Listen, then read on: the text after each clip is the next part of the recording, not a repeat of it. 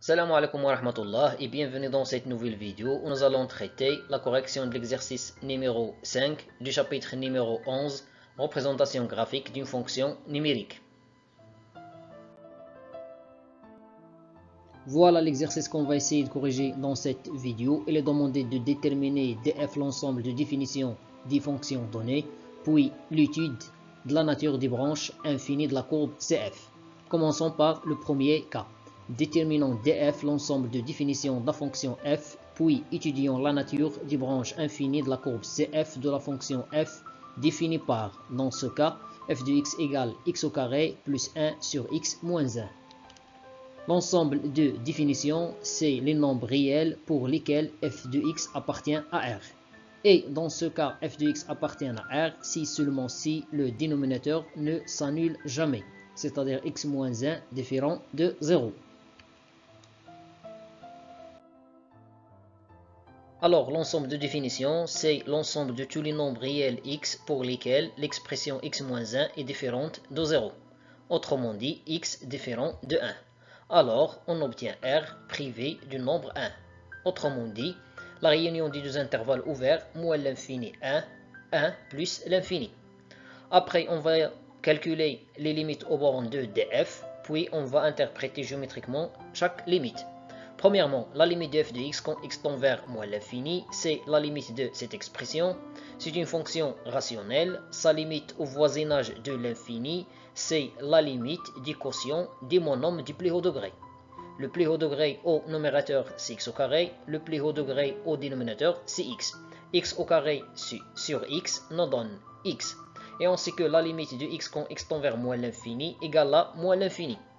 Puisque la limite de f de x quand x tend vers moins l'infini égale à moins l'infini, donc on va passer à la limite de f de x sur x quand x tend vers moins l'infini. Ici, il s'écrit sous la forme a sur b tout divisé par c égale à a sur b fois c. Après, on va développer x fois x nous donne x au carré, moins 1 fois x, c moins x. C'est une fonction rationnelle, sa limite au voisinage de moins l'infini, c'est la limite du quotient des monomes du plus haut degré, c'est-à-dire la limite de x au carré sur x au carré quand x tend vers moins l'infini. Cette dernière limite égale à 1, c'est le nombre a, et elle est différente de 0. Alors, on va passer à calculer la limite de f de x moins ax. Dans notre cas, a c'est 1, donc moins x. Ici, on va mettre au même dénominateur. Donc, on va multiplier x par x moins 1 ou bien moins x par x moins 1. On va développer moins x fois x, c'est moins x carré. Moins x fois moins 1, c'est plus x. Moins x carré et x carré, deux termes opposés, leur somme égale à 0, donc il nous reste la limite de x plus 1 sur x moins 1. C'est l'expression d'une fonction rationnelle, alors on aura la limite de x sur x égale à 1. Et dans ce cas, 1 représente le nombre b. Cela signifie que la courbe CF admet une asymptote oblique d'équation y égale à ax plus b. On a trouvé que a égale à 1 et que b égale à 1. C'est-à-dire que y égale à x plus 1 au voisinage de moins l'infini.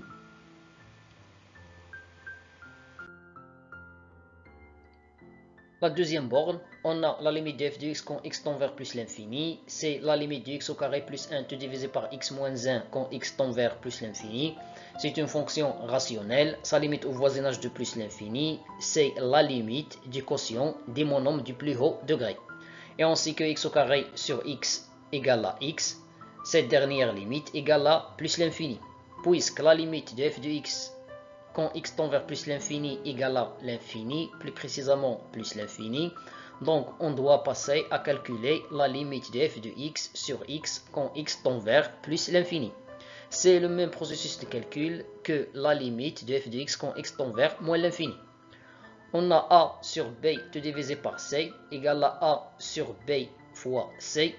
Ici, le développement, x fois x égale x au carré, moins 1 fois x, ça fait moins x.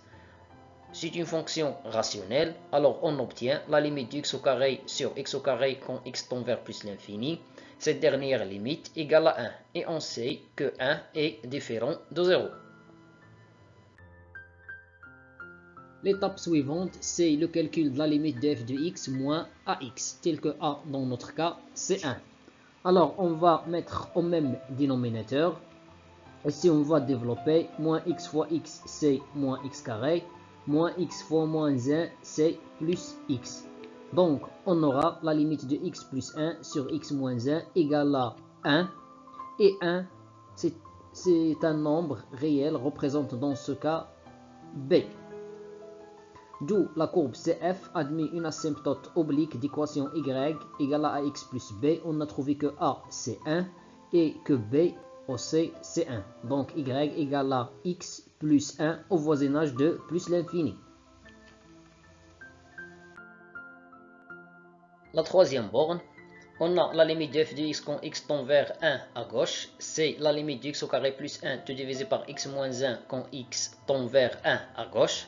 Cette limite égale à moins l'infini car la limite de l'expression qui se trouve au numérateur, c'est-à-dire la limite de x au carré plus 1 quand x tend vers 1 à gauche égale à 2.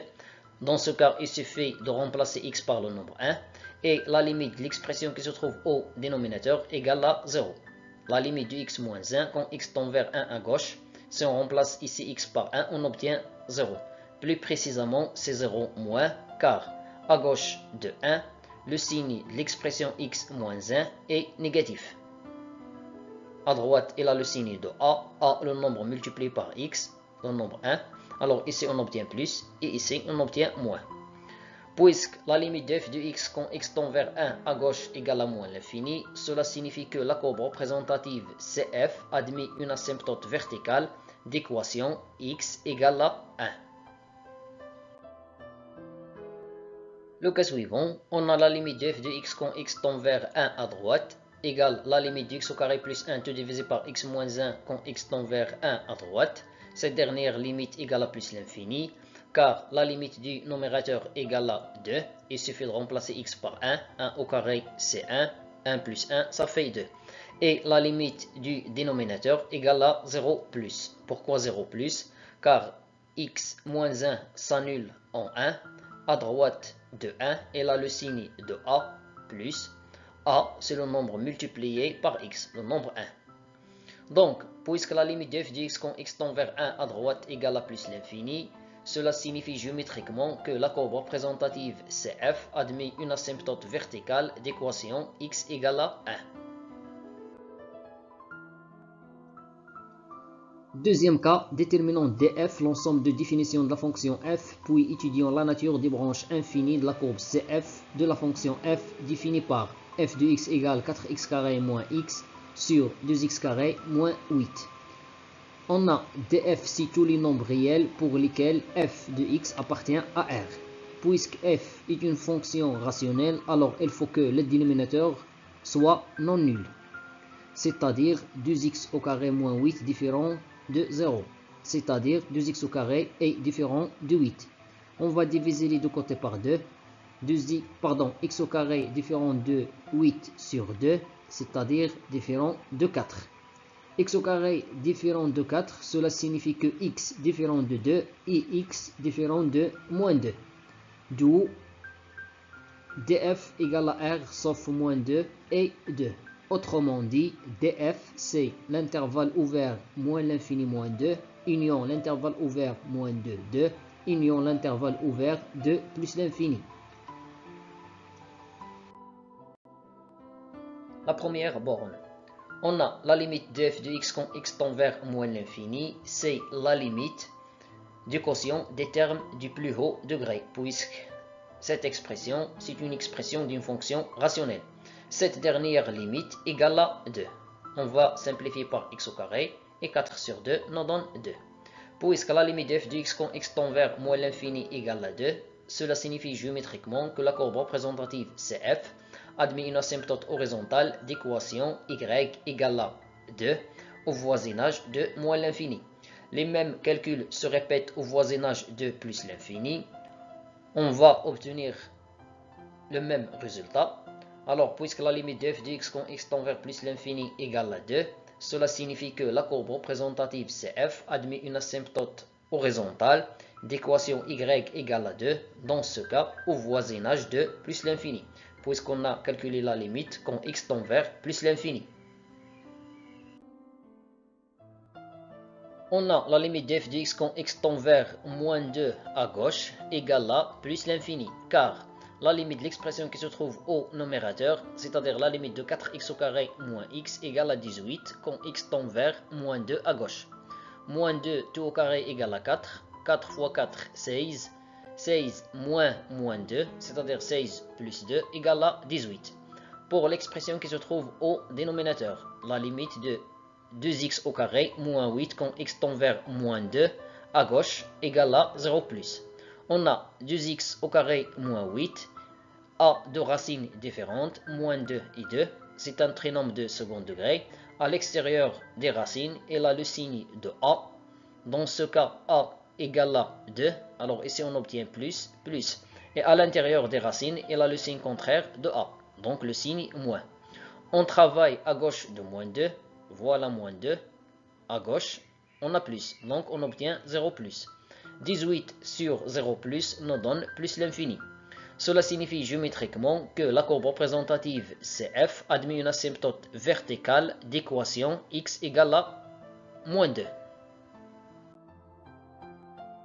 La borne suivante, on a la limite de f de x quand x tend vers moins 2 à droite égale à moins l'infini, car toujours la limite de 4x au carré moins x quand x tend vers moins 2 et moins 2 à droite égale à 18. Il suffit de remplacer x par moins 2. Et la limite de 2x au carré moins 8 quand x tend vers moins 2 à droite égale à 0 moins, car à droite de moins 2, on a le signe moins. 18 sur 0 moins nous donne moins l'infini. Alors, puisque la limite de f de x quand x tend vers moins 2 à droite égale à moins l'infini, cela signifie géométriquement que la courbe représentative CF admet une asymptote verticale d'équation x égale à moins 2.